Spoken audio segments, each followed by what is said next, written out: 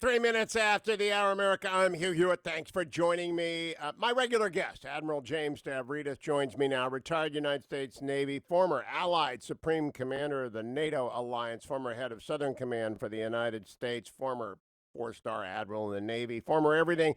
I like to play Stump the Admiral by finding out if he's been to places I want to talk about. I think I will have finally stumped you. Good morning, Admiral. Everybody well in the Stavridis clan? We are doing well, Hugh. Thanks for asking. We're down in Florida. Things are fairly open. It's going okay. All right, so are you ready? I've never stumped you at a place that you had not been before. Have you ever been to the line of control? No, I have not. There, I know. I finally. know what it is. Yep. I know exactly what it is. You mean up on the Kashmiri border between India and Pakistan, I assume. I know. I'm talking about the other one on the other side between India and China because there is all of a sudden a face-off Okay. between Yeah. India and China, and I would like you to expand on what you think is going on here. The former Army Chief of Staff in India, General V.K. Singh, lashed out at China, warning it's 2020, not 1962. Prime Minister Modi had an all-day meeting with his forces yesterday. Forces are gathering on both sides. People need to understand what 1962 is a reference to and why this might be happening in China, Admiral. Certainly, there has been a long history between China and India, really going back centuries of competition between the various empires that rose and fell. That manifested during the Cold War in territorial disputes between the two nations, a short, sharp war, as you mentioned, and ongoing concern. It's not unlike the line of control, the other line of control with Pakistan and India, but this is very much a dangerous flashpoint. It's been pretty quiet, Hugh, for decades, but what you're seeing is the collision of China's increasing international ambitions, the so-called One Belt, One Road theory that China needs to build a dominant geoeconomic system, which would encompass going right across India to Africa and Saudi Arabia. So this is real. It's also, and I'll finish with this, it's also President Xi, who is facing a lot of international criticism, deservedly, for the failure to handle the Wuhan virus well at the beginning and for the crackdown in Hong Kong. And he needs to rally nationalism inside China. Using India as a convenient piñata is a way to do that. It's dangerous. It's real. That's what General Singh said. He said you see a frustration in China now because other countries are questioning China. They're saying they want to withdraw their industry, so there's a lot of frustration. Therefore, you've got all these troops massing. But Xi is never struck me as the reckless sort. Although this combined with the threat to Hong Kong makes me think perhaps he has got a significantly weakened domestic position. Would we ever know, Admiral Stavridis? We do know, and I would say that what's driving it is economic forecasts that he's looking at for the 6-month, 1 year, 3-year, and 5-year outcomes for China, which look quite slow. And recall that China's greatest accomplishment, perhaps in its entire history, is over the last 50 years raising its population out of abject poverty across the country and building a middle class. That middle class has got quite comfortable with the results of 5, 7, 9% growth.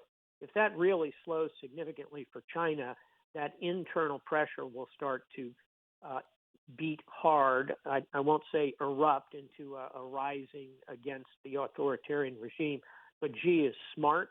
He's in it for the long term. He sees those economic forecasts and he's worried. And so he's building that nationalist fever inside the country right now. I had a chance over the weekend to talk with one of the senior Trump administration defense people, and they said in phase 4, they've got to have at least 20 billion, minimum 20 billion, because the cost overruns on existing orders for weapons platforms are going to be at least 11 billion because shipbuilders and plane builders, et cetera, have had to go to 1/3 shifts and stuff like that. So they need 11 billion for cost overruns, but they also need about 8 billion for a Virginia class sub and 12 F-35s. And the comment was made, which was news to me, that the Virginia class submarine is the single greatest deterrent weapon in the South China Sea. Now, can you expand on why that is, Admiral? Sure, because it is highly stealthy. The Chinese can't track it. The greatest mismatch between Chinese forces and U.S. forces is in that undersea realm. In other words, do it as A, B, C, D. U.S. submarines are A pluses, particularly the Virginia class, which are utterly silent to the Chinese. The Chinese submarine force is a D, maybe a D plus. There's a big disparity. Whereas in all the other weapon systems, particularly cruise missiles, surface ships, etc., that disparity is not so big. So the Chinese are well aware of this. It's an Achilles heel for them. And as you know, Hugh, those Virginias can launch land attack Tomahawk missiles, highly precise to take out targeting nodes, C2 nodes, go after critical infrastructure. If we need to, we can flood the zone. And by the way, it's not only those Virginia class, even our earlier generation Los Angeles class attack boats are quite good, quite silent. So it's a big area of comparative advantage for us. And it also, concluding, it opens the pathway to get the carriers in close. You can take out those land bases the Chinese would use to attack our submarines. You can take out some of that functionality with those Virginia-class subs. They are critical. Talk to me a little bit about that. I'm looking at my Wikipedia page, of course, and it says we've got 19 of these. We had planned to buy 66. We've got 6 on order, but they cut one in the most recent defense budget.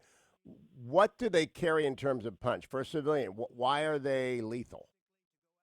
Well, first and foremost, it's the silence of the class. They can effectively get in almost anywhere. In terms of what they carry, of course, torpedoes, so they can take out Chinese submarines. More importantly, they can take out Chinese surface ships. You'll remember during the Falklands, Hugh, it was the British nuclear attack submarine that took out Cinco de Mayo, the big Argentine carrier. So picture Chinese warships just suddenly going down because our submarines are taking them out. So that's critical with those torpedo tubes up forward. And I think they've got 4 torpedo tubes, and they'll carry, kind of 25, maybe 30 torpedoes. And then on top of that, as I mentioned earlier, they have 12 of these vertical launch Tomahawk missiles, range about 1,500 miles, highly precise. They're on their 4th and 5th generation. Block 4, Block 5 is coming out. These are very capable land attack. They shoot up from the boat, go into the air, fly across the sea, crash into the target, 1,500 miles. That's from Washington, D.C. to Chicago. It's a long-range land attack weapon. And by the way, here's the punchline. The manning on these things, you've only got maybe 130 people. So very low numbers of people, therefore lower cost, high-tech. It's really a weapon system for the 21st century. The cost-return ratio sounds very high to a civilian. Sounds like we spend $2.8 billion for one of these, and they provide a lot of deterrence. I am curious. We don't talk about submarines much, and I don't get many submariners on the show. In fact, I don't think I've ever had a submariner on. Do they self-select early at the academy and in the OCS? I mean, do you see them coming? In terms of the officer ranks, yes. These are super smart people, men and women. By the way, the entire force is now open to women. Not always was the case, and they are. They have to really know the science behind the nuclear reactor program. They're all highly qualified. Almost all of them are engineers. Yes, they self-select. And here's the interesting thing to me, Hugh. They carry not only the intellectual heft of that nuclear side of the house, that engineering side, but they also carry the panache, the kind of glamour of the diesel submarine force in World War II, which had the highest casualty rates in the U.S. Armed Forces, but sank millions of tons of Japanese shipping. highly courageous warriors as well as super smart people. There's a lot to admire about the submarine force. Yeah, people remember War and Remembrance and Winds of War, which Yeah. came before it. The submarine forces gets its due there finally. Every submarine movie is the same movie, right? So you can't really tell the story different. It's always the same movie, but whether Das Boot or whatever it is, but that book actually kind of communicated it well. Do they ever become CNOs? Have there been a submariner who's been a CNO? Oh gosh, of course. Okay, didn't know that. Yeah. Oh yeah. When I was young lieutenant commander, I was the speechwriter for Karl Trost, who was, I would argue, one of our great 20th century chiefs of naval operations. More recently, my very good friend and contemporary, just a year ahead of me at the academy, Admiral John Greenert, proud nuclear submariner, was the CNO just before our current CNO, Mike Gilday. So, yes, we've had multiple excellent submarine CNOs. And when you think about it, they're a small number in the force, but the quality drives them into those positions. By the way, back to Herman Wouk and Winds of War, there's also an unbelievably moving passage in Winds of War about the death of Captain Pug Henry, the protagonist in the two novels, the death of his son, a naval aviator who goes down in combat. Those are a beautiful pair of books.